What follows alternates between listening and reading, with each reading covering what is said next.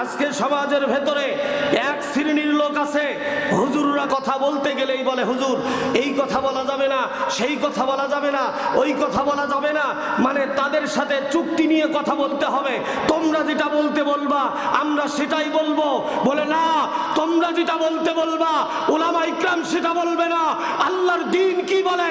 উলামা ইকরামের জীবন চলে যাবে, জীবন নিঃশেষ হয়ে যাবে, জবান স্তব্ধ করে দেওয়ার চেষ্টা করবে, কিন্তু মুসলমান কুশ্চিনকালেও কোন উলামা ইকরাম হক পথ থেকে এক বিন্দু পরিমাণ, চুল পরিমাণ হটবে না। কথা বলেন ঠিক কি?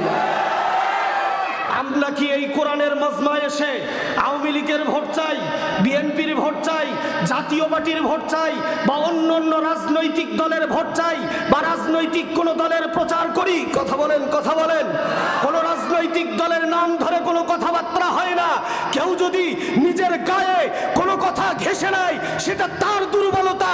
তার ভেতরে যদি লুচ্চামি, লম্পটি, দুর্নীতি, চাঁদাবাজি, খুনি এগুলি যদি থাকে তাহলে আমাদের হক কথা তাদেরকে লাগবেই লাগবে। কথা বলেন ঠিক কি না? কারণ আমরা মুসলমান, আমরা কারো বিরোধী না। আমরা চাই আমরা মুসলমান। আওয়ামী লীগের ভেতরে মুসলমান আছে না নাই? জোরে বলেন আছে না নাই? বিএনপির ভেতরে আছে না নাই? জাতীয় পার্টির ভেতরে আছে না নাই? তাহলে মুসলমান আমরা ভাই ভাই। ইন্নামাল মুমিনুনা ইখওয়া, মুসলমান হবে ভাই ভাই। আমার ভেতরে দরদ আছে, আওয়ামী লীগের ভাই জাহান্নামে যাবে এটা আমি মেনে নিতে পারবো না। বিএনপির ভাই জাহান্নামে যাবে এটা আলেম হিসেবে আমি মেনে নিতে পারবো না।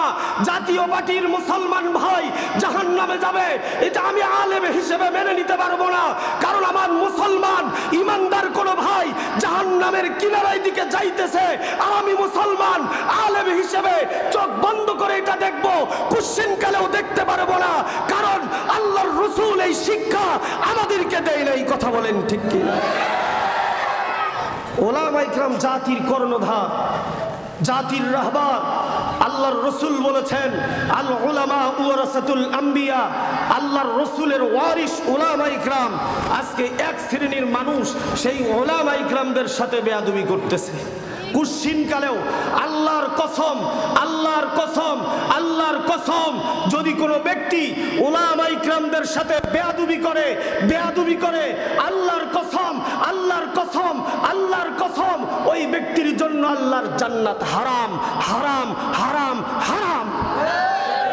অমুক মন্ত্রী আল্লাহর রসুলের কি ওয়ারিস, অমুক এমপি ওলামা আল্লাহর রসুলের ওয়ারিস, অমুক নেতা বা অমুক গ্রামের মাতব্বর, অমুক ধনী ব্যক্তি, অমুক টাকাওয়ালা ব্যক্তি, অমুক মিল ফ্যাক্টরির মালিক ব্যক্তি উলামা ইকরামের ওয়ারিস না, তা বলে নাই।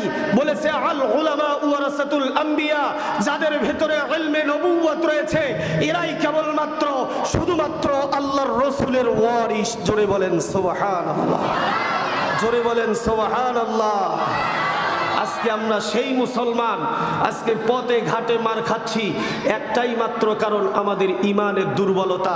বলে ঈমানের দুর্বলতা কি?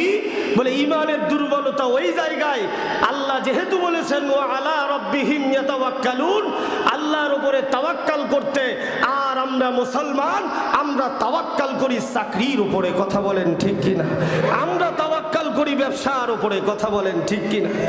ছেলে যদি বিবাহ করতে চায় এর দ্বারাই ওর দ্বারাই, চাচার দ্বারাই বা দাদির দ্বারাই, নানির দ্বারাই বলায়, এখন বাবা বলে নিজেরই খাবার জোগান নাই, চাকরি নাই, ব্যবসা নাই, এটা নাই সেটা নাই, বিয়ে করার সাজিস। আরে মিয়া বয়স হয়েছে, বিয়ে করা দাও। রিজিক দেওয়ার মালিক কে? জোরে বলেন কে? আরো জোরে বলেন কে?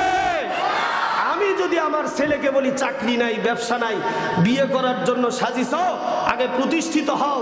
আরে মিয়া প্রতিষ্ঠিত হবে কিভাবে? ও তো এখন একা, একা মানুষের রিজিক আল্লাহ একাই দেবে। যখন দুইজন হবে তখন দুইজনের রিজিক দেওয়ার মালিক কে? বলেন চাকরি রিজিক দেবে, জমি জমা আবাদপাতি রিজিক দেবে, ব্যবসা রিজিক দেবে। রিজিক দেওয়ার মালিক কে? চাকরি দেওয়ার মালিক কে? ব্যবসায় উন্নতি করার মালিক কে? ফসল দেওয়ার মালিক কে? সব কিছুর যদি মালিক হয় তাহলে আমার স্ত্রীর রিজিকও দেবেন কে? জোরে বলেন কে? মুসলমান আল্লাহর বান্দা, আল্লাহর গোলাম, সংক্ষেপ আলোচনা হবে, লম্বা কথা বলবো না। খুব সুন্দর আলোচনা শুনেছেন, 2 দিন ব্যাপী আলোচনা হয়েছে। দরুদের আমল আমরা বেশি বেশি করে করার চেষ্টা করব, কারণ আল্লাহ তাবারক ওয়া তাআলা এই দরুদ যেই ব্যক্তি আমল করে ওই ব্যক্তির উপরে 10 বার রহমত নাজিল করেন। জোরে বলেন সুবহানাল্লাহ। শুধু তাই নয়, সর্বশেষ যেই পুরস্কার, আল্লাহর যেই বান্দা দরুদ শরীফ বেশি বেশি করে পাঠ করবে, আল্লাহর রসুল সন্তুষ্ট হয়ে গেলে জিয়ারতের মাধ্যম দিয়ে আল্লাহর ওই বান্দা নবীজির সাক্ষাৎ পেয়ে যাবে। জোরে বলেন সুবহানাল্লাহ। মুসলমান, আল্লাহর বান্দা, আল্লাহর গোলাম, আল্লাহর পয়গম্বরের সাহাবী হযরত আলী রাদিয়াল্লাহু তাআলা আনহু মসজিদের ভিতরে আল্লাহ তাবারক ওয়া তাআলার কালামে পাক তেলাওয়াত করতেছিলেন। পাশে আবু জেহেল এবং তিনার আরো সাঙ্গপাঙ্গ নিয়ে বিভিন্ন ধরনের গল্প এবং মশকরা হাসি ঠাট্টা করতেছিলেন। হযরত আলী কোরআন তেলাওয়াত করে মসজিদের ভিতরে, আল্লাহর ঘর। পাশে সাইডে আবু জেহেল কিছু সাঙ্গপাঙ্গ নিয়ে হাসি মশকরা তামাশা করতেছিলেন। হঠাৎ করে কোথায় থেকে যেন একজন ভিক্ষুক চলে আসলো। আবু জেহেলের কাছে এসে বলতেছেন, আবু জেহেল, ওগো আল্লাহর বান্দা, আল্লাহর ওয়াস্তে আমি ভিক্ষুক মানুষ, আমারে কিছু ভিক্ষা দাও। ভিক্ষুক যখন আবু জেহেলের কাছে বললেন, আল্লাহর ওয়াস্তে আমাকে কিছু ভিক্ষা দাও, আমি সওয়াল করি, আমি কিছু চাইতে এসেছি, আল্লাহর ওয়াস্তে আমারে কিছু দান করো। তখন আবু জেহেল এবং তিনার সাঙ্গপাঙ্গরা মজা নেওয়ার জন্য সিদ্ধান্ত নিল, আমরা তো এই ভিক্ষুককে কোনো ভিক্ষা দেব না বা দান করব না। ওই যে মসজিদের ভেতরে আল্লাহর পয়গম্বরের সাহাবী হযরতে আলী কালামে পাক তেলাওয়াত করতেছে, ও তো গরিব মানুষ, ওর তেমন কোনো অর্থ সম্পদ নাই, টাকা পয়সা নাই, এই ভিক্ষুককে আলীর কাছে পাঠায় দিব। আলী যখন এই ভিক্ষুককে কোনো কিছু দিতে পারবে না, এটা দেখে আমরা মশকরা করব আর হাসি ঠাট্টা এবং উপহাস করব। কথা অনুযায়ী কাজ। আবু জেহেল ভিক্ষুককে ডাক দিয়ে বলতেছেন, আমাদের কাছে চেয়ে কোনো লাভ হবে না, আমরা কিছু দিতে পারবো না, যাও যাও ওই যে মসজিদের ভিতরে গিয়ে দেখো আল্লাহর এক বান্দা কোরআন তেলাওয়াত করতেছে, উনি বড় দানবীর, উনি বড় ধন সম্পদওয়ালা, টাকা পয়সাওয়ালা, ওনার কাছে গেলে কেউ ফেরত যায় না, ভালো কিছু তোমারে দিয়ে দিবে। ভিক্ষুককে ব্যাগ করে ফেরায় দিলেন হযরত আলীর দিকে। হযরত আলীর কাছে ভিক্ষুক রওনা দিয়ে গেলেন। ভিক্ষুক যখন হযরত আলীর কাছে রওনা দিলেন, মসজিদের দরজায় গিয়ে ভিক্ষুক বিছারা সালাম দেয়, আসসালামু আলাইকুম ওয়া রাহমাতুল্লাহ। আল্লাহর বান্দা, আমি সওয়াল, আমি একজন ভিক্ষুক, আমি আপনার কাছে ভিক্ষা চাইতে এসেছি। হযরতে আলী রাগ দিয়ে বলে, ওগো আলী, ও আল্লাহর বান্দা, আমি একজন ভিক্ষুক মানুষ, আপনার কাছে এসেছি ভিক্ষা চাইতে, আল্লাহর ওয়াস্তে আমারে কিছু দান করে দেন। হযরতে আলী তো লজ্জায় পড়ে গেলেন, হতভম্ব হয়ে গেলেন, হাই রে হাই, আমার কাছে ভিক্ষুক এসেছে, অথচ আমার কাছে অর্থ নাই, সম্পদ নাই, টাকা পয়সা কিছুই নাই, আমার তো পকেট খালি। আমি এখানে কালামে পাক তেলাওয়াত করতেছিলাম, ভিক্ষুক বিছারা এখানে এসে উপস্থিত। ভিক্ষুকের কাছে আসলেন, আসার পরে দূর থেকে ওই যে আবু জেহেল এবং তিনার সাঙ্গপাঙ্গরা মজা নিচ্ছে, ওইটা হযরতে আলীর নজরে পড়ে গিয়েছে। হযরতে আলী চিন্তা করলেন, এটা ভিক্ষুকের কাজ নয়, ওরা আমার কাছে জেনে শুনে পাঠায়া দিয়েছে মজা নেওয়ার জন্য, উপহাস করার জন্য। হযরতে আলী বড় চিন্তায় পড়ে গেলেন, কি করবে, পকেটের ভিতরে টাকা নাই, এখন কোথায় থেকে অর্থ দেবে, ভিক্ষুককে কি দান করবে, যেহেতু আল্লাহর রাস্তায় কিছু চেয়েছে, কিন্তু সে তো দিতে পারবে না, তার পকেটের ভেতরে টাকা নাই, তার পকেটের ভেতরে অর্থ নাই। হঠাৎ করে চিন্তা আসলো, তখন ভিক্ষুককে ডাক দিয়ে বলতেছেন, ওগো ভিক্ষুক এই দিকে আসো। আসার পরে বলতেছে, তোমার হাতটা আমার সামনের দিকে দাও। যখন ভিক্ষুক বিছানা হাতটা সামনের দিকে দিয়ে দিয়েছে, এই হাতের ভেতরে বিড়বিড় করে কি যেন তেলাওয়াত করে পাঠ করে হাতের ভেতরে ফু দিয়া ওই হাতটা এইরকম মুষ্টি লাগাইয়া ভিক্ষুককে বলেছে, তোমাকে যেই ব্যক্তিরা পাঠায় দিয়েছে ওই ব্যক্তিদের সামনে এই মুষ্টিটা খুলবা, নচেত অন্য কোনো জায়গায় এই মুষ্টিটা খুলবা না। জোরে বলেন সুবহানাল্লাহ। মুসলমান, আল্লাহর বান্দা, আল্লাহর গোলাম, এইবার ভিক্ষুক যখন হাঁটি হাঁটি পা পা করে সামনের দিকে রওনা হলেন, আবু জেহেল এবং তিনার সাঙ্গপাঙ্গরা এইদিকে হাসি ঠাট্টা এবং মস্কারায় ব্যস্ত। হযরতে আলীর তো সম্পদ নাই, হযরতে আলীর তো টাকা নাই, হযরতে আলী কোথায় থেকে দান দেবে, আমরা মজা নিব, হযরতে আলীর আমরা উপহাস করব। ভিক্ষুক যখন আহাম্মুক হয়ে এবং বোকা হয়ে হযরতে আলীর কাছ থেকে ফিরে আসবে, তখন বিষয়টা আমাদের কাছে আনন্দ লাগবে, মজা লাগবে। ভিক্ষুক বিছানা হাঁটি হাঁটি পা পা করে আবু জেহেলের দিকে আসতেছে। আবু জেহেল ডাক দিয়ে বলে, ও ভিক্ষুক এইদিকে আসো, এইদিকে আসো। ভিক্ষুক বলে, হ্যাঁ আপনাদের কাছে আসতেছি। ভিক্ষুক বিছানা যখন আবু জেহেলের কাছে চলে আসলেন, মুসলমান আল্লাহর বান্দা খুব খেয়াল করে শুনতে হবে, মন দিয়ে শুনতে হবে, কথাগুলি বুঝতে হবে, মেমোরিতে নিতে হবে। আবু জেহেল ডাক দেওয়ার পরে ভিক্ষুককে ডাক দিয়ে বললেন, ওগো ভিক্ষুক তোমাকে হযরতে আলী কি দিলেন? আলী তোমাকে কি দিল? বলে, আলী আমাকে কি দিয়েছে আমিও তো জানি না। বলে, তোমার হাতের ভেতরে কি? বলে, হযরতে আলী উনি আমাকে কিছুই দেয় নাই, তবে আমার হাতের ভেতরে কি যেন বিড়বিড় করে ফু দিয়া পাঠ করিয়া হাতের ভেতরে ফু দিয়া মুষ্টিটা একদম মুষ্টি বানাইয়া আমাকে বলেছে, খবরদার অন্য কোনো ব্যক্তির কাছে এই মুষ্টি খুলবা না, যারা তোমাকে আমার কাছে পাঠায়া দিয়েছে ওই ব্যক্তিরা যখন খুলতে বলবে এই হাতের মুষ্টিটা তুমি খুলবে, নচেত এই হাতের মুষ্টিটা কখনোই খুলবে না। মুসলমান আল্লাহর বান্দা, এবার আবু জেহেল এবং তিনার সাঙ্গপাঙ্গরা ভিক্ষুককে ডাক দিয়ে বলে, ও ভিক্ষুক এবার আমরা বলতেছি তোমার হাতের মুষ্টিটা খুলে দাও। যখন আবু জেহেল এবং তিনার সাঙ্গপাঙ্গরা ওই ভিক্ষুকের হাতের মুষ্টিটা খুলতে বললেন, খোলার সঙ্গে সঙ্গে দেখলেন হাতের ভিতরে একটা মুক্তার দানা। জোরে বলেন সুবহানাল্লাহ। মুসলমান চিৎকার দিয়ে বলেন সুবহানাল্লাহ।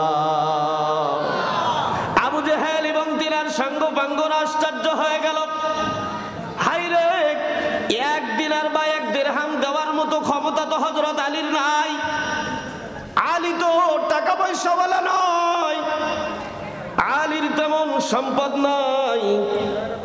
আলী এই মুক্তার দানাটা কোথায় থেকে দিল, এটা পেল কোথায়, আর এটা কিভাবে তার হাতে চলে আসলো?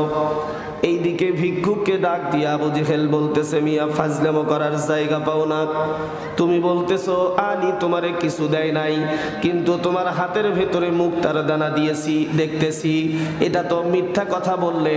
ভিক্ষুক বিচারা ডাক দিয়ে বলতেছেন, আমি সত্য সত্য বলতেছি, আলী আমারে কিছু দেয় নাই, আমার হাতের ভেতরে কি যেন পাঠ করে ফু দিয়েছে। আমি এখানে কি হাতের ভেতরে আছে এটা আমিও দেখি নাই, এখানে খোলার পরে দেখলাম হাতের ভেতরে মুক্তার দানা। জোরে বলেন সুবহানাল্লাহ। উপস্থিত সবাই আশ্চর্য হয়ে গেল, আলীর কাছে মুক্তার দানা থাকার কথা নয়, আলীটা পেল কোথায়, কোথায় থেকে দিল? সবাই যখন আশ্চর্য হয়ে গেল, আবু জেহেল সহ সবাই মিলে আলীর কাছে চলে গেলেন। আলীর কাছে যাওয়ার পরে ভিক্ষুক সঙ্গে করে নিয়ে আলীকে ডাক দিয়ে বললেন, ওগো আলী তোমার কাছে তো টাকা থাকার কথা নয়, সম্পদ থাকার কথা নয়, তোমার কাছে তো মুক্তার দানা থাকার কথা নয়, কারণ তোমার তো সম্পদই নাই, মুক্তার দানা তো দূরের কথা, তোমার কাছে তো টাকা পয়সা কিছুই নাই, কিন্তু এই ভিক্ষুককে তুমি মুক্তার দানা দিলা কোথায় থেকে, কোথায় পেলা জানতে চাই। উপস্থিত সবাই যখন হযরতে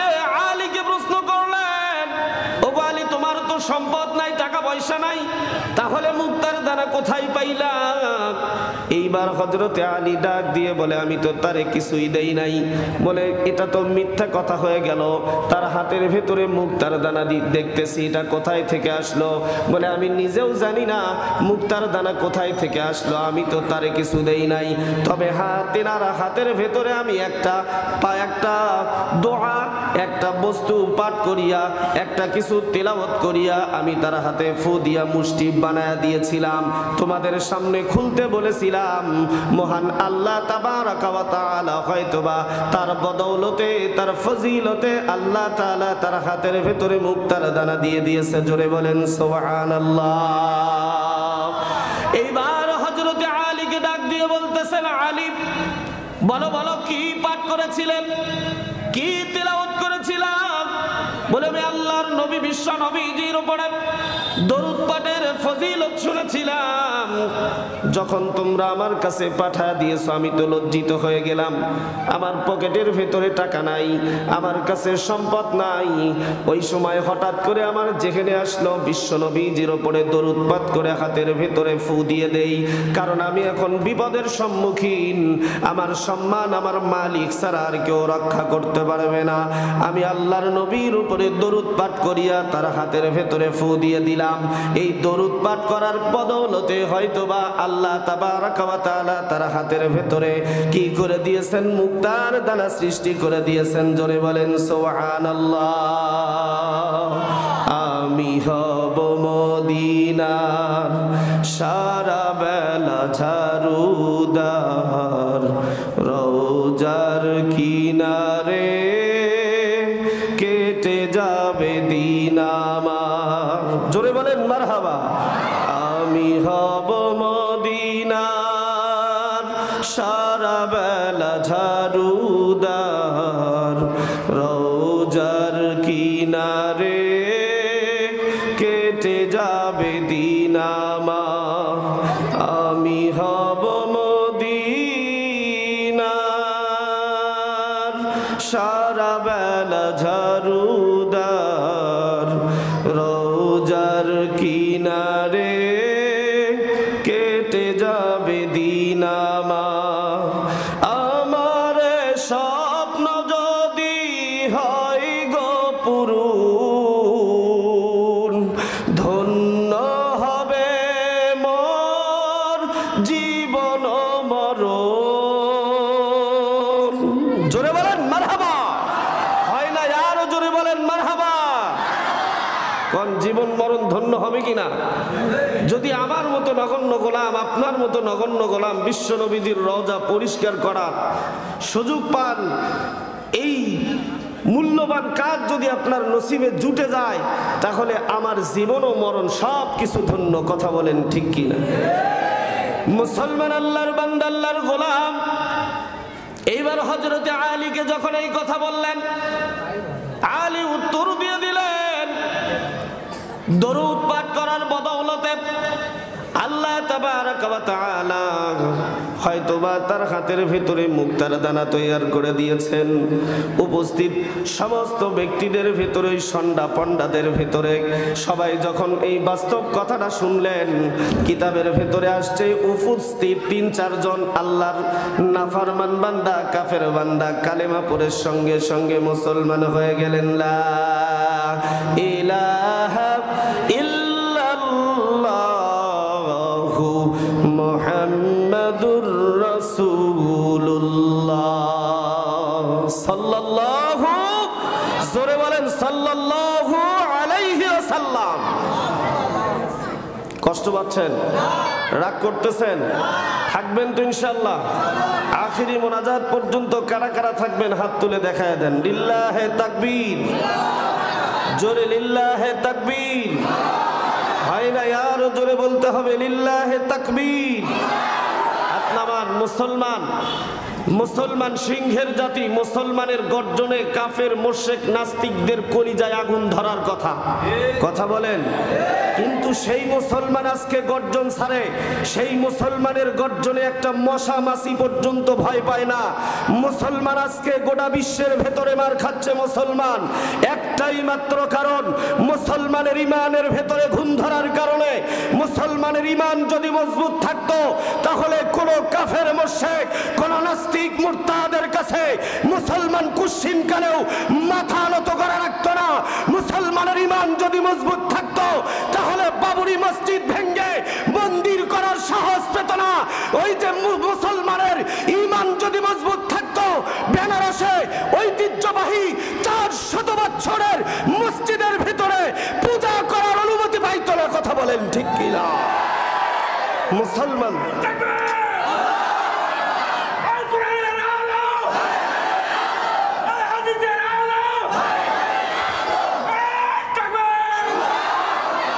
মুসলমান দুঃখের সাথে বলতে হচ্ছে, 100 বছরের ঐতিহ্য বাবরি মসজিদ, 400 বছরের মসজিদ বেনারসে, উত্তরপ্রদেশ, সেই মসজিদে হাইকোর্ট থেকে অনুমতি দিয়েছে পূজা করা হিন্দুদেরকে। মসজিদের ভেতরে মুসলমান কোথায় আছেন? আজও যদি আমরা ঘুমিয়ে থাকি, আজও যদি আমরা ঘুমান্ত অবস্থায় থাকি, তো এই কাফের মুশরিকেরা আমাদের কাঁধের উপরে বসে আমাদেরকে এমন ধুলাই করবে, আমাদের অস্তিত্ব খুঁজে পাওয়া যাবে না। কথা বলেন ঠিক কি? এই জন্য এখনই সময় হুঁশিয়ার হতে হবে। আমরা মুসলমান, আমরা ইমানদারের জাতি, আমরা আবু বকরের জাতি, আমরা উমরের জাতি, আমরা উসমানের জাতি, আমরা হযরত আলীর জাতি, আমরা খালিদ বিন ওয়ালিদের উত্তরসূরি। মুসলমান কখনো নির্যাতিত হতে পারে না, মুসলমান কখনো মার খেতে পারে না। খালিদ বিন ওয়ালিদের মতো গর্জন ছেড়ে উঠতে হবে, কাফের মুশরিকদের কলিজার ভিতরে আঘাত লাগাইতে হবে। কথা বলেন ঠিক কিনা? মুসলমান আজকে কি বলবো দুঃখের কথা, কি বলবো দুঃখের কথা। আজকে গোটা বিশ্বের ভেতরে মুসলমানদেরকে ধ্বংস করার একটা ষড়যন্ত্র চলতেছে। কথা বলেন ঠিক কিনা? কি অবস্থা আজকে শুনলে অবাক হবেন। ওই যে বৌদ্ধ পুরোহিত, আপনারা পেপার পত্রিকায় দেখেছেন, 16,000 ইয়াবা সহ ধরা পড়েছে। বৌদ্ধ প্রধান পুরোহিত। মুসলমান ভালো করে খেয়াল করবেন কথাগুলি। এইটা যদি কোনো টুপিওয়ালা হতো আলেম হওয়া লাগতো না, এইটা যদি কোনো দাড়িওয়ালা হতো আলেম হওয়া লাগতো না। হলুদ মিডিয়ার দলেরা এটাকে এমন ভাবে উপস্থাপন করত, মুসলিম গোটা জাতিকে কলঙ্কিত করে ছাড়তো। কথা বলেন ঠিক কিনা?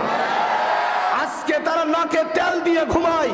16,000 ইয়াবা সহ ধরা পড়েছে। বৌদ্ধ প্রধান পুরোহিত, মিডিয়ারা নাকে তেল দিয়ে ঘুমায়। এরা ওইদিকে খবর দেখে না, ওইদিকে ওই যে মেলার ভিতরে, বই মেলার ভিতরে হিরো আলম আর মুস্তাক তিশাকে নিয়ে খবর প্রচার করায় ব্যস্ত। কথা বলেন ঠিক কিনা?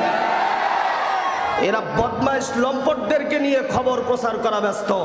আর যদি টুপিওয়ালার দোষ পাইতো তাহলে অবস্থা খারাপ, আলেম হওয়া লাগতো না। কথা বলেন, ভয় পাচ্ছেননি? ভয় পাচ্ছেননি? আলেম হওয়া লাগতো না। যদি খালি টুপিওয়ালা হইতো, যদি খালি দাড়িওয়ালা হইতো, এটাকে ওরা আলেম বানাই ছেড়ে দিত। কথা বলেন ঠিক? মুসলমান আল্লাহর বান্দা, লম্বা সময় আপনাদের কাছ থেকে নিব না, খুব সংক্ষিপ্ত সময়ে কথা হবে। আলহামদুলিল্লাহ, আজকে অত্যন্ত খুশি হয়ে গিয়েছি। এখানে এতগুলি ছাত্র পাগড়ি নিয়েছে। সুবহানাল্লাহ বলবেন না? হায় আল্লাহু আকবার। এখানে যারা শিক্ষক বৃন্দ আছেন, ওস্তাদরা রয়েছেন, আমার ভাই মুজাম্মেল ভাই, এটা আপনাদের এলাকার একটা রত্ন বলা যেতে পারে। হয়তোবা আপনারা চিনবেন না, হয়তোবা আপনাদের সন্তান মনে করে মনে ভাবতেছেন যে আমাদের ভাই, আমাদের চাচা, আমাদের ভাতিজা আমাদের সামনে বড় হয়েছে, আমাদের সামনে দেখতেছি। কিন্তু আমরা চিনি আল্লাহ তাআলা ওনার ভেতরে যে মেধা, যে জ্ঞান, যে ধৈর্য, যে মানসিকতা দিয়েছেন, অত্যন্ত ভদ্র। কথা বলেন ঠিক কি? এটা কি আমার বানানো কথা? বানানো কথা? আল্লাহ তাআলা ওনাকে নেক হায়াতে তাইয়্যিবা দান করুন। সকলেই বলেন আমিন। এই যে সম্পদ, যেই ছেলেগুলিদেরকে পাগড়ি দেওয়া হলো, এটা আপনাদের জন্য মহামূল্যবান সম্পদ। হাসরের ময়দানে বাবা তার সন্তানকে চিনবে না, সন্তান তার বাবারে চিনবে না। গর্ভধারিণী মা বলবে তোমারে চিনি না, তোমারে তো আমি প্রসবই করি নাই। সন্তান বলবে তুমি আমার মাই ছিলে না, তোমারে কিসের আমি নেকি দিয়ে সহযোগিতা করব। মানুষ সেই দিন দিশেহারা হয়ে যাবে, মানুষ এমন অবস্থা হয়ে যাবে, আতঙ্কের ভেতরে পড়বে, ইয়া নফসি করতে থাকবে। এই তলবে এলেমদেরকে বলবে আল্লাহ যাও তোমরা জান্নাতের ভেতরে যাও, জান্নাতে যাওয়ার সময় আপনাদের সঙ্গে দেখা হবে। দেখা হওয়ার পরে বলবে চাচা আপনি তো ওই জিয়ারুখী মাদ্রাসায় টাকা দিয়েছেন, অর্থ দিয়েছেন, শ্রম দিয়েছেন, ওই আপনার টাকার কারণে আমরা পড়াশোনা করতে পেরেছি, আপনার বাড়িতে ভাত খেয়ে আমরা হাফেজ হয়েছি। কসম রবের, আপনাকে যদি জান্নাতে দেওয়া না হয় আমরা জান্নাতে যাব না, যাব না, যাব না, যাব না। জোরে বলেন সুবহানাল্লাহ। আল্লাহকে বলবে আল্লাহ তোমার জান্নাত চাই না। আল্লাহ বলবে বহুত মুসিবত, মানুষ জান্নাতের জন্য পাগল আর তোমরা জান্নাতে যাইবা না। বলে যারা আমাদেরকে খাওয়াইয়া আমাদেরকে অর্থ দিয়ে আমাদের মাদ্রাসায় সহযোগিতা করেছে, সাহায্য করেছে, আমার মাদ্রাসায় উন্নতি করেছে, আমাদের থাকার ব্যবস্থা করে দিয়েছে, খাবারের ব্যবস্থা করে দিয়েছে, তারা জাহান্নামে যাবে। আর তাদের অর্থে হাফেজ হয়ে আমল করে আমরা জান্নাতে আরামে থাকবো। এই আরাম চাই না আল্লাহ, ওনাদেরকে জান্নাত দেন, তারপরে আমরা আপনার জান্নাতে যাব। জোরে বলেন সুবহানাল্লাহ। আল্লাহ বলবেন এ ফেরেশতারা ওদেরকে নিয়ে আয়, কারা কারা ডেকে নিয়ে আয়, জিয়ারুখী এলাকার কারা কারা আছে সব দেখে নে। আল্লাহ বলবেন তোমরা জিয়ারুখী মাদ্রাসার সহযোগিতা করেছো, সাহায্য করেছো। বলে হ্যাঁ আল্লাহ করেছিলাম, অভাব অনটন ছিল, তারপরেও যতটুকু পেরেছি করেছি। আল্লাহ বলবেন যাহ তোদেরকে জান্নাত দিয়ে দিলাম। জোরে বলেন সুবহানাল্লাহ। মুসলমান আল্লাহর বান্দা, আল্লাহর গোলাম, এই জন্য বলতেছিলাম আমরা বড় সৌভাগ্যবান, আমাদের মান এবং মর্যাদা আল্লাহ তাবারক ওয়া তাআলার কাছে এত বেশি যে মহান রব আল্লাহ তাবারক ওয়া তাআলা আমাদেরকে এই সম্মান এবং মর্যাদার অধিকারী করেছেন। জোরে বলেন সুবহানাল্লাহ। যেই মহান রব আমাদেরকে এত দামি বানাইছেন, একমাত্র দামি কারণ আল্লাহ তাবারক ওয়া তাআলা আপনাকে আমাকে মুসলমানের ঘরে জন্ম দিয়েছেন, ঠিক কি না? আচ্ছা বলেন আমরা কি আল্লাহ তাবারক ওয়া তাআলার কাছে দরখাস্ত করেছিলাম আল্লাহ আমাদেরকে মুসলমানের ঘরে জন্ম দাও? করেছিলাম? দরখাস্ত ছাড়াই আপনাকে আমাকে আল্লাহ তাবারক ওয়া তাআলা মুসলমানের ঘরে জন্ম দিয়েছেন, ঠিক কি না? ঈমান নামক দৌলত দিয়েছেন, যে ঈমান নামক দৌলত এত মহামূল্যবান সম্পদ যে ঈমান ছাড়া এই দুনিয়ার ভেতরে কোনো মানুষেরই দাম নেই। আপনার ভেতরে ঈমান আছে, আল্লাহ তাবারক ওয়া তাআলার কাছে আপনার দাম আছে। আপনার ভেতরে ঈমান নাই, আল্লাহ তাআলার কাছে একটা মশার পাখার যেই দাম আছে সেই দামও আল্লাহর কাছে আপনার নাই। মুসলমান ইমানদারের জন্য ঈমান বড় মহামূল্যবান সম্পদ। আপনাকে আমাকে আল্লাহ তাবারক ওয়া তাআলা ঈমান নামক দৌলত দান করে দিয়েছেন, এটা মহামূল্যবান সম্পদ। ঈমান ছাড়া আল্লাহর কোনো বান্দা আল্লাহর নৈকট্য অর্জন করতে পারবে না। আল্লাহর নৈকট্য অর্জন করার প্রথম নম্বর সিঁড়ি হইতেছে ঈমান। কথা বলেন, আপনার যদি ঈমানই না থাকে তাহলে আপনি নামাজ পড়তে পারবেন, রোজা করতে পারবেন? আর যদি রোজা করেনও সে রোজার কোনো জাযা আপনার আমলনামায় আসবে? সেই রোজার জাযা, নামাজের জাযা আপনি কি কোনো সময় পাবেন? কিচ্ছু পাবেন না, কিচ্ছু পাবেন না। কারণ ঈমান, নির্ভেজাল ঈমানের অধিকারী হতে হবে। আমাদের ঈমানের ভেতরে কোনো প্রকার ভেজাল থাকা যাবে না।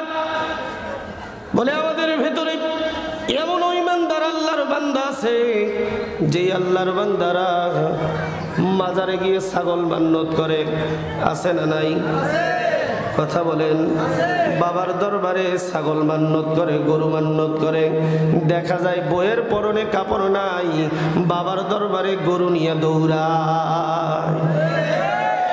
বাড়িতে বাবা মা ভাত পায় না, বাবা মা গোয়াল ঘরে থাকে, মাকে সমাদর করে না, বাবা মার ভরণ পোষণ দেয় না, অথচ দেখা যায় বাবার দরবারে গরু ছাগল নিয়ে দৌড়ায়। হাইরে কপাল পোড়া মুসলমান। অথচ আল্লাহর রাসূল সাল্লাল্লাহু আলাইহি ওয়াসাল্লাম বলেছেন, আল্লাহর কোন বান্দা যদি বাবা আমার চেহারার দিকে একবার নেক নজরে তাকায়, তাহলে আল্লাহ তাবারাকা ওয়া তাআলা ওই বান্দার আমল নামায় একটা কবুল হজের সওয়াব দান করে দেন। জোরে বলেন সুবহানাল্লাহ। মুসলমান আল্লাহর বান্দা, কিতাবের ভেতরে আসছে, সাহাবা আজমাইনরা জিজ্ঞাসা করেছেন, ইয়া রাসূলুল্লাহ, ইয়া হাবিবাল্লাহ, কতবার তাকালে কতবার সওয়াব দেবে? বলে তুমি যতবার তাকাইবা ততবার আল্লাহ তাআলা কবুল হজের সওয়াব দান করে দিবেন। বলে তুমি তাকাইতে তাকাইতে তুমি ক্লান্ত বোধ করবা, তুমি আর তোমার বাবা মার দিকে তাকাইতে চাইবে না, তোমার চক্ষু খুলাইবে না। আল্লাহ তাআলা কবুল হজের সওয়াব দিতে এক জাররা পরিমাণ কৃপণতা করবে না।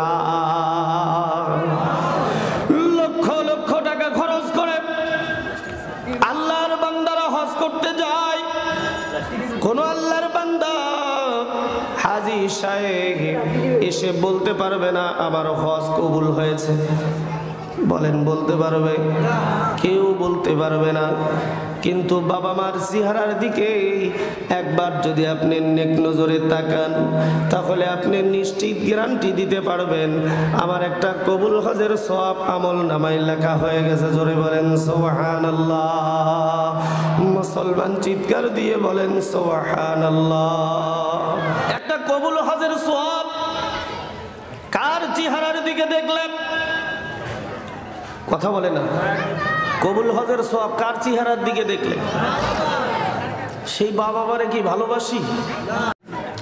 শ্বশুর শাশুড়ি যদি বারিশ আছে, হাই সুবহানাল্লাহ, সুদের উপরে টাকা নিয়ে বাজার করি, এদিকে খুকুর খুকুর করে বাবা ঘরের ভেতরে কাশতেছে, একটা সেরাপের বোতল কিনে এসে দেবো, টাকা পকেটের ভেতরে নাই।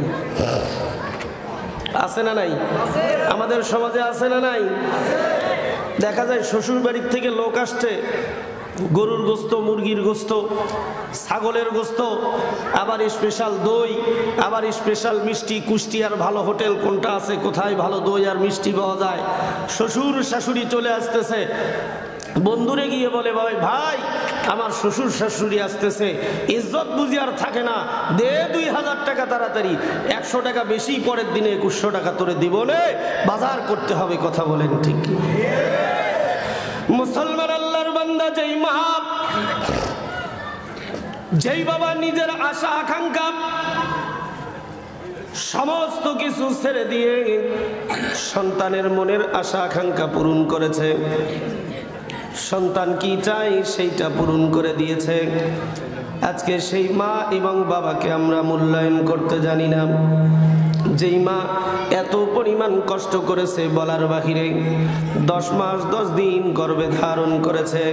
কিতাবের মধ্যে আসছে, আপনার মা আপনার গর্ভে অবস্থায় যখন আপনি আপনার মায়ের পেটের ভেতরে, তখন কত রাত এবং কত দিন গিয়েছে, খাইতে পারে নাই, ঘুমাইতে পারে নাই। মুসলমান আল্লাহর বান্দা, আল্লাহর গোলাম পরিবারের সকলকে খাওয়ায়া দিয়েছে, আত্মীয় স্বজন, স্বামী সন্তান, শ্বশুর শাশুড়ি, ননদ ননদিনী সবাইরে খাওয়ায়া দিয়েছে। কিন্তু আপনার মা, আমার মা পেটের ভেতরে ক্ষুধা চো চো করতেছে। এই পরিমাণ ক্ষুধা, যেই পরিমাণ ক্ষুধা মনে হচ্ছে পাতিলের সমস্ত খাবারগুলি খেয়ে ফেলবো। এই মুসলমান আল্লাহর বান্দা, এই যে মা জননী ওই পেটের ভেতরে ক্ষুধা নিয়ে কি করতেছিলেন? খাবার প্লেটটার সামনে নিয়েছেন, খাবারের লোকমাটা মুখের ভেতরে উঠায় দিবে, এমন সময় আমি আপনি, আপনার আমার মায়ের পাজরের ভেতরে একটা লাথি মেরে দিয়েছি। আমার মা লোকমাটা হাতের ভেতরে উঠাইছে, ওই মা লোকমাটা মুখের ভিতরে আর দিতে পারে নাই, লোকমাটা প্লেটের উপর ফালা দিয়ে চোখের পানি ছেড়ে দিয়ে কান্না করেছে। ওগো আল্লাহ, ওগো মালিক, আল্লাহ প্রসব বেদনা, সন্তান ধারণ করার কষ্ট এত বেশি আর সহ্য হয় না। ওগো মালিকের চাইতে মৃত্যু দিয়ে দাও। ওই যে বাবা মা এত পরিমাণ কষ্ট করতেছে, ওই বাবা মা কবরে চলে গিয়েছে, ওই বাবা আমার কবরের পাশে গিয়ে একটা দোয়া করতে পারি না। কথা বলেন ঠিক কি না? দোয়া করবো তো ইনশাআল্লাহ। কারা কারা বাবা মার জন্য দোয়া করবে? হাত তুলে দেখায় দেয়। যারা হাত নামান, যাদের বাবা মা মারা গেছে তারা তো দোয়া করবেন, আর যাদের বাবা মা বেঁচে আছে তারা বাবা মার কাছে গিয়ে ক্ষমা চেয়ে নেবেন। মা বাবা এতদিন চলতে ফিরতে যত ভুল ত্রুটি হয়েছে আমাদেরকে মাফ করে দেন, বলবেন তো ইনশাআল্লাহ? মুসলমান আল্লাহর বান্দা, খুব সংক্ষেপ আলোচনা হবে। 2 দিন আপনারা আলোচনা শুনেছেন। আমি কালামে পাক থেকে ছোট্ট একটি আয়াতে কারিমা তিলাওয়াত করেছি। মুসলমান, লম্বা কোনো আলোচনা হবে না, কারণ রাত গভীর হয়ে গেছে। গভীর রাত্রি বেলায় আমাদেরকে উঠায় দেওয়া হয়েছে। কথা বলেন। আর এত রাত্রি সাধারণত অনেকের চোখে ঘুম ধরে গিয়েছে। শুধু একটি মাত্র কথা বলতে চাই, আজকে আমাদের মুসলমানদের ঈমান ধ্বংস করার জন্য চতুর্দিক থেকে ষড়যন্ত্র শুরু হয়ে গেছে। কথা বলেন। যদি বলতে চাই, আজকে শিক্ষা ব্যবস্থার দিকে তাকান। শিক্ষা ব্যবস্থার এমন অবস্থা, এমন হালত খারাপ, শিক্ষা কারিকুলামের ভেতরে এমন কিছু ঢুকানো হয়েছে যেটা কোনো মুসলমানের সন্তান যদি একবার পড়ে, একবার যদি মেনে নেয়, আর এই শিক্ষা যদি অর্জন করে, তার ঈমান থাকবে না। নাস্তিক হতে আর বেশি সময় লাগবে না। যখন থেকে ওই পড়া পড়বে, ওই শিক্ষা ব্যবস্থার ভেতরে ঢুকে যাবে, আপনার আমার সন্তান নাস্তিক হতে আর বেশি সময় লাগবে না। ও তো জাহান্নামী হবে। সন্তানের বাবা হিসেবে আমি নিজেও জাহান্নামের আগুনে জ্বলতে হবে। কথা বলেন ঠিক কি না? কি হবে? এমন শিক্ষা ব্যবস্থা, আপনার সন্তানকে যদি সুশিক্ষা দিতে না পারেন, বর্তমান যে শিক্ষা ব্যবস্থা, এই শিক্ষা ব্যবস্থা আমাদের সন্তানদেরকে এমন ভাবে ধ্বংস করেছে যে এই শিক্ষা ব্যবস্থার ভেতরে সমকামিতা ঢুকে দেওয়া হয়েছে। যে এই শিক্ষা ব্যবস্থার ভেতরে ভগবান, আচ্ছা বলেন, মুসলমান কখনো ভগবান মানে না? কি মানে? জোরে বলেন।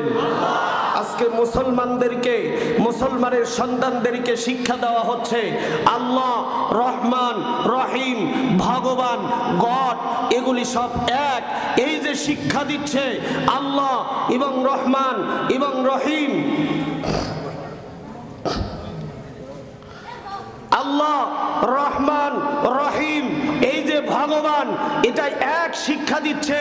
কিন্তু মুসলমান, একটা কথা স্মরণ রাখতে হবে, আমরা মুসলমান, আমরা এক আল্লাহকে মানি, রহমানকে মানি, রহিমকে মানি, গফুরকে মানি, সত্তারকে মানি, আল্লাহ আল্লাহ আল্লাহ। কিন্তু মুসলমান জীবন দিবে, রক্ত দিবে, ভগবান মানতে রাজি না। এই শিক্ষা কারিকুলামকে, এই শিক্ষা ব্যবস্থাকে মুসলমানের সন্তান যারা হবে, তারা লাঠি দিয়ে ঘর থেকে সিটে ফেলে দিবে। কথা বলেন ঠিক কি না? এই শিক্ষা ব্যবস্থা মুসলমানের সন্তান মেনে নিতে পারে না। কথা বলেন। আজকে আমরা বলি শিক্ষাই জাতির মেরুদণ্ড। মুসলমান বলতে হচ্ছে, আজকে সমাজের ভেতরে এক শ্রেণীর লোক আছে, হুজুররা কথা বলতেই ধরে, কথা বলতে গেলেই বলে হুজুর এই কথা বলা যাবে না, সেই কথা বলা যাবে না, ওই কথা বলা যাবে না। মানে তাদের সাথে চুক্তি নিয়ে কথা বলতে হবে। তোমরা যেটা বলতে বলবা আমরা সেটাই বলবো। বলে না, তোমরা যেটা বলতে বলবা উলামা ইকরাম সেটা বলবে না। আল্লাহর দ্বীন কি বলে? উলামা ইকরামের জীবন চলে যাবে, জীবন নিঃশেষ হয়ে যাবে, জবান স্তব্ধ করে দেওয়ার চেষ্টা করবে।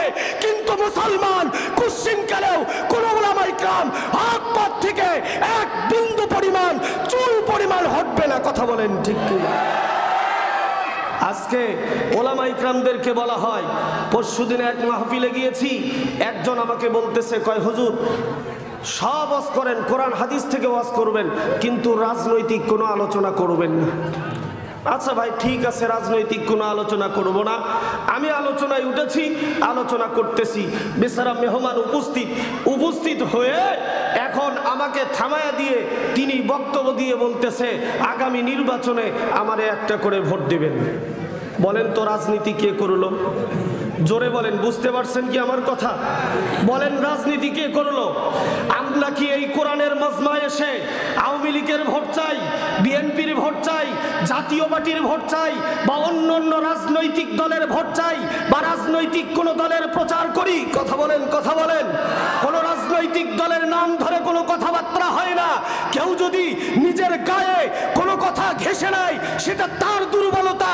তার ভেতরে যদি লুচ্চামি, লম্পটি, দুর্নীতি, চাঁদাবাজি, খুনি এগুলি যদি থাকে তাহলে আমাদের হক কথা তাদেরকে লাগবেই লাগবে। কথা বলেন ঠিক কি না? কারণ আমরা মুসলমান, আমরা কারো বিরোধী না। আমরা চাই, আমরা মুসলমান। আওয়ামী লীগের ভেতরে মুসলমান আছে না নাই? জোরে বলেন আছে না নাই? বিএনপির ভেতরে আছে না নাই? জাতীয় পার্টির ভেতরে আছে না নাই?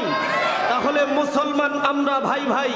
ইন্নামাল মুমিনুনা ইখওয়া, মুসলমান হবে ভাই ভাই। আমার ভেতরে দরদ আছে, আওয়ামী লীগের ভাই জাহান্নামে যাবে এটা আমি মেনে নিতে পারবো না। বিএনপির ভাই জাহান্নামে যাবে এটা আলেম হিসেবে আমি মেনে নিতে পারবো না। জাতীয় পার্টির মুসলমান ভাই জাহান্নামে যাবে এটা আমি আলেম হিসেবে মেনে নিতে পারবো না। কারণ আমার মুসলমান ইমানদার কোন ভাই জাহান্নামের কিনারার দিকে যাইতেছে, আমি মুসলমান আলেম হিসেবে চোখ বন্ধ করে এটা দেখবো, কুশ্চিনকালেও দেখতে পারবো না। কারণ আল্লাহর রাসূল এই শিক্ষা আমাদেরকে দেয় নাই। কথা বলেন ঠিক কি? ওলামায়ে কিরাম জাতির কর্ণধার, জাতির রাহবার।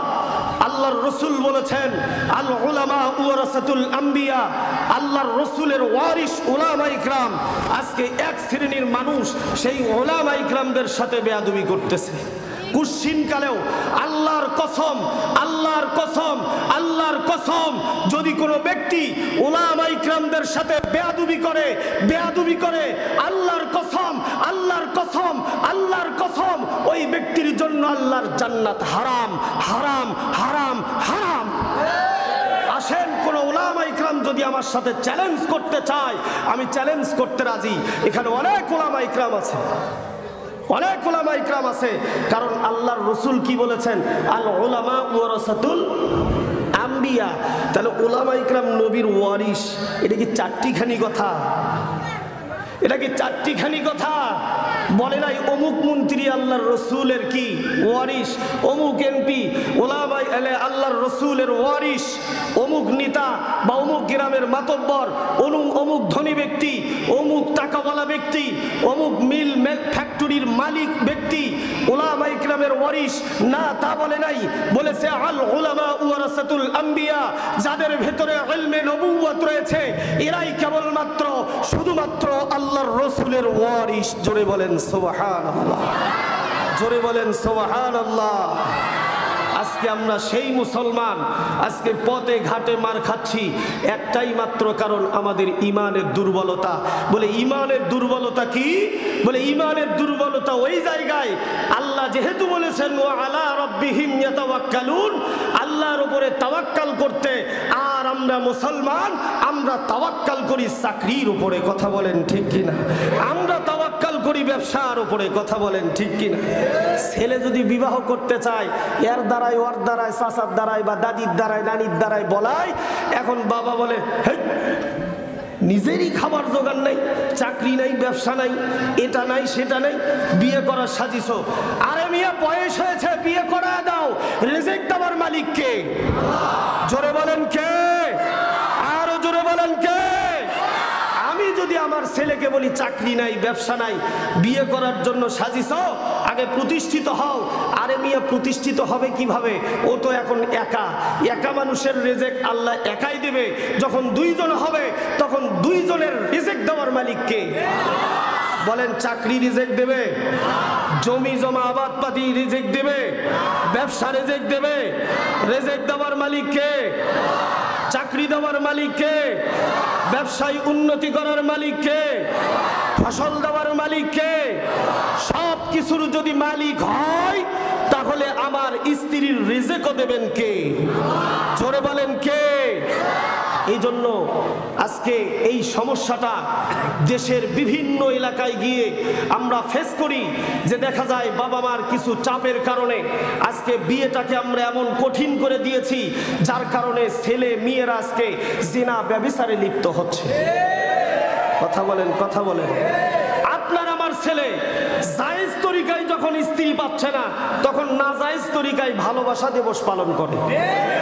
কথা বলেন, কথা বলেন, ঠিক কি না? কলেজের গাছতলায় দেখি দুজন ছাত্র ছাত্রী বসে এমন ভাব করে যেন বিয়ের পাত্র পাত্রী। কথা বলেন, ঠিক কি না? কলেজের গাছতলায় দেখি দুজন ছাত্র ছাত্রী বসে এমন ভাব করে যেন বিয়ের পাত্র পাত্রী। কারো আবার রং লেগেছে মানে নাজার মনটা, টেলিফোনে কথা বলে ঘন্টার পর ঘন্টা। কারো আবার সাজ জেগেছে হবে হিরোইন, ফ্যাশন করে চলতে গিয়ে টাকা করে ঋণ। অবশেষে সব হারিয়ে জীবন বানায় তেঁতুলের আচার। কথা বলেন, কথা বলেন, কথা বলেন, ঠিক কি না? হাই রে হাই, পিঠের সাথে পিঠ লাগায় দিয়ে দুইজন এমন ভাবে থাকে, আল্লাহর ওয়াস্তে সুপারগুলো আটার মতো। একজন বাদাম ছেলে আর একজন খায়, কয় তোমারও স্বামী নাই আমারও বউ নাই, চলো আমরা সংসার কইরা খাই।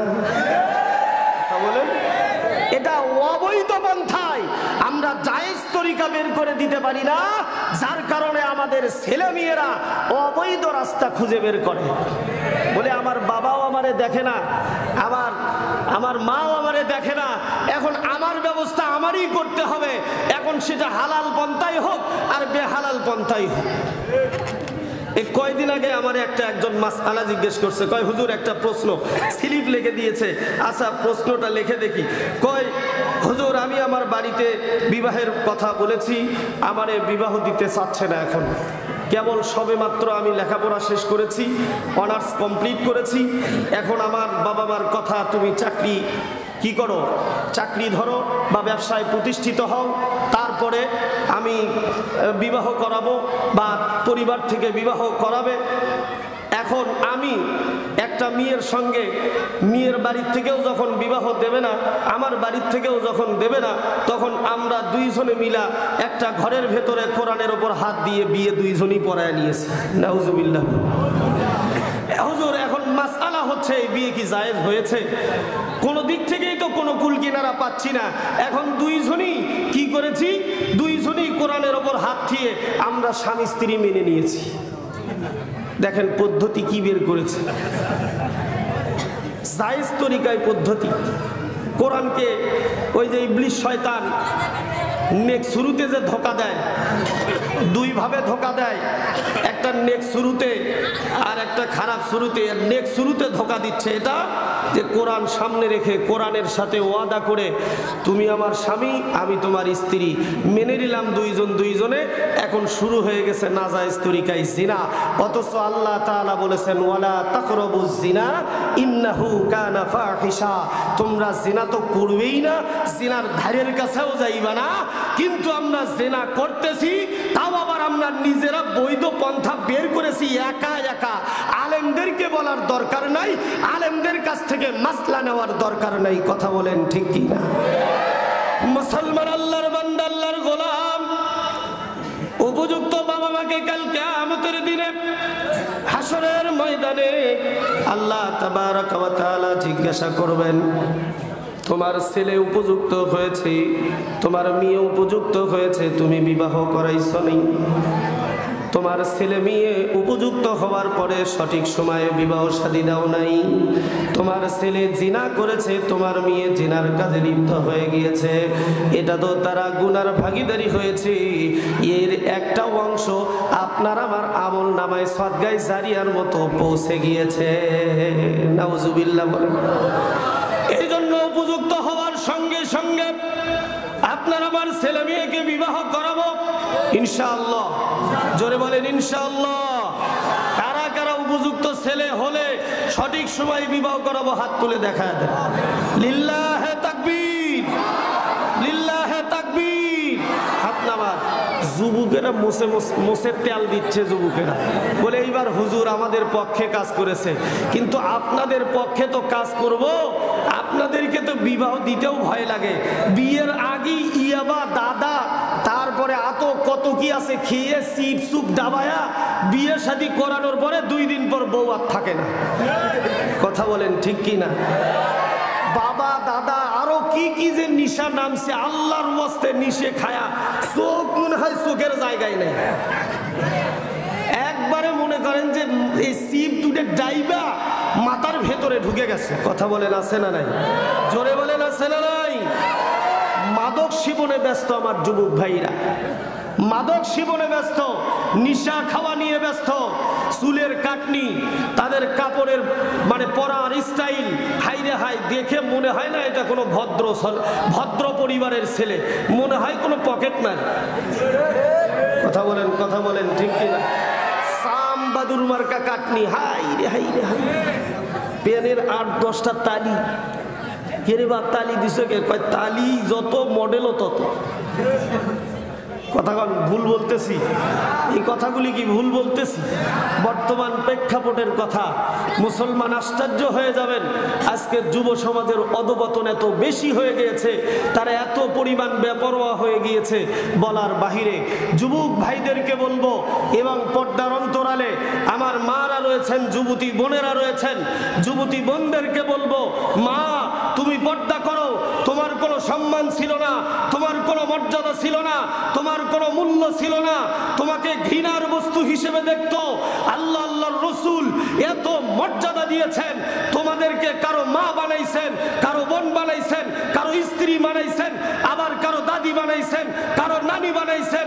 এমনকি হাদিসে পাকের ভেতরে এত উচ্চ মর্যাদা দেওয়া রয়েছে যে সন্তানের বেহেশত হইতেছে মায়ের পায়ের নিচে। জোরে বলেন সুবহানাল্লাহ। তাহলে কত মর্যাদা দিয়েছেন, আর সেই মর্যাদাকে আজকে আমার মা বোনেরা নিজের ইচ্ছে করে ভ্যানিটি ব্যাগ কাঁধে নিয়া আটো সাটো কাপড় পোশাক পরিধান করিয়া রাস্তাঘাটে ঘোরে আর নিজের অস্তিত্ব চরিত্র নষ্ট করে দিয়ে জাহান্নামের টিকিট ক্রয় করে। কথা বলেন ঠিক কি?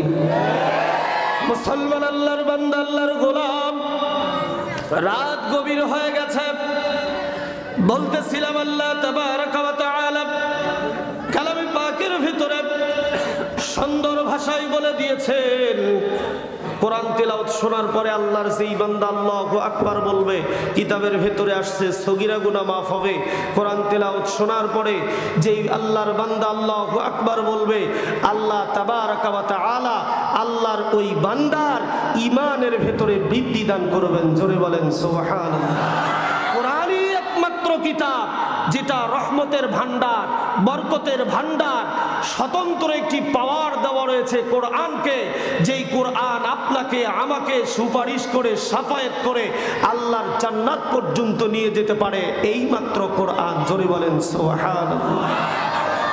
মুসলমান আল্লাহর বান্দা, আল্লাহর গোলাম, কোরআন আমাদের এমন একটি কিতাব যেই কোরআনকে আল্লাহ তাবারাকা ওয়া তাআলা স্বতন্ত্র একটি পাওয়ার দিয়ে দিয়েছেন, যেই কোরআন সুপারিশ করার ক্ষমতা রাখে। কাল কিয়ামতের দিনে বান্দাকে সুপারিশ করে আল্লাহ তাআলার কাছে, আল্লাহর বান্দাকে আল্লাহর জান্নাতে পৌঁছায় দেবে আল্লাহর কালাম। জোরে বলেন সুবহানাল্লাহ। শুধু তাই নয়, মুসলমান এমন একটি কিতাব দুনিয়ার ভেতরে আর কোনো কিতাব নাই, কোন সাহিত্যিকের সাহিত্য বই নাই, কোন কবির কবিতার পাণ্ডুলিপি নাই, যেইটা তিলাওয়াত করলেও সওয়াব হবে, যেইটা শুনলেও সওয়াব হবে। একমাত্র কেবলমাত্র আল্লাহ তাবারাকা ওয়া তাআলার কোরআন। এই কোরআন আল্লাহর যেই বান্দা বান্দি তিলাওয়াত করবে এবং শুনবে, আল্লাহ তাবারাকা ওয়া তাআলা বলেন যেই বান্দা তিলাওয়াত করবে এবং যেই বান্দা শুনবে, আল্লাহ তাবারাকা ওয়া তাআলা লাআল্লাকুম তুরহামুন, আল্লাহ ওই বান্দা বান্দির উপরে রহমত নাজিল করবেন। জোরে বলেন সুবহানাল্লাহ। মুসলমান আল্লাহর বান্দা শুধু তাই নয়, যে আল্লাহর বান্দা কোরআন তেলাওয়াত করবে এবং শুনবে, উভয়ের উপরই আল্লাহ আল্লাহ তাবারাকা ওয়া তাআলা কি করবেন, রহমত নাজিল করবেন। এবং আল্লাহর যেই বান্দা কোরআন তিলাওয়াত করতেছে প্রত্যেকটা শব্দে 10টি করে নেকি পাবে। আল্লাহর যেই বান্দা কোরআন তিলাওয়াত শুনতেছে আল্লাহর ওই বান্দাও কোরআনের তিলাওয়াতের প্রত্যেকটা হরফে হরফে 10টি নেকি করে পাবে। জোরে বলেন সুবহানাল্লাহ। এমন একটি কিতাব, যেই কিতাব আপনাকে আমাকে দেওয়া হয়েছে, এই কিতাব যারা ধারণ করে, এই কিতাব যারা তেলাওয়াত করে, এই কিতাব যারা নিজেদের বুকের ভিতরে ধারণ করে, তাদের যে মর্যাদা, তাদের যে সম্মান, কাল কিয়ামতের দিনে হাসরের ময়দানে আল্লাহ তাবারাকা ওয়া তাআলা এই সন্তানদের বাবাদেরকে নূরের তাজ পরায়া হাসরের ময়দানে উঠাবেন।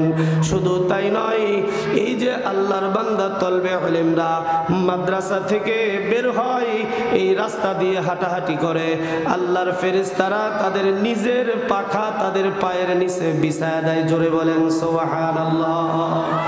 মুসলমান কোন মুফতির ব্যাপারে বলা হয় নাই, কোন মুহাদ্দিসের কথা বলা হয় নাই, কোন আলেমদের কথা বলা হয় নাই, শুধুমাত্র তলবে ইলমদের কথা বলা হয়েছে। তলবে ইলম যখন রাস্তা দিয়ে হেঁটে যায়, এদের পায়ের নিচে ওই ফেরেশতারা তাদের নূরের পাখা বিছায়া দেয়। সুবহানাল্লাহ বলেন। তাহলে এদের সাথে যারা সম্পর্ক রাখবে, যারা ভালোবাসা রাখবে, আল্লাহ তাবারাকা ওয়া তাআলা এদেরকেও এমন মর্যাদার সন্ধান করে দেবেন। কাল কিয়ামতের দিনে এই কোরআনের তলবে ইলম এবং কোরআনের পাখিদেরকে ভালোবাসার কারণে আল্লাহ তাআলার জান্নাতের দরওয়াজা খুলে দিয়ে আল্লাহর বান্দা বান্দিরে জান্নাত দান করে দেবেন। জোরে বলেন সুবহানাল্লাহ।